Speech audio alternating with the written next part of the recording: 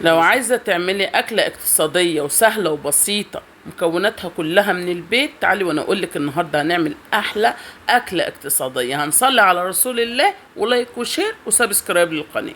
معايا دلوقتي 4 بصلات او 3 بصلات، هتقطعيهم كده بالشكل الجميل دوت باي شكل تحبيه.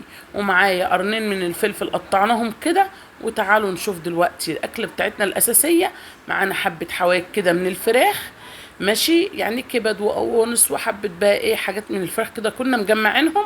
ومعانا كمان اكياس من البيض، ومعانا بيض.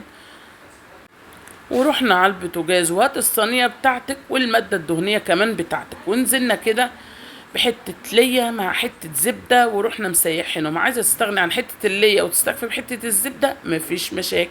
نزلنا بالكبدة والقناصة بتاعتنا كده وسبناهم يتشوحوا كده على البوتاجاز. بس اهم حاجة اما تنزلهم نزلهم على النار عالية، عشان احنا مش عايزين اي سوائل تنزل منها بالشكل الجميل ده. ونزلت بمعلقه هريسه شطه اللي انا دوشكوا بيها ودايما بدخلها في اكلاتي، عشان انا عاملاها عشان كده وانا قايله لكم من الاول.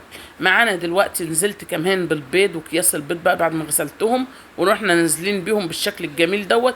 لو عايزه تستغنى عن البيض استغني عنه، في ناس كتير مش بتحبه.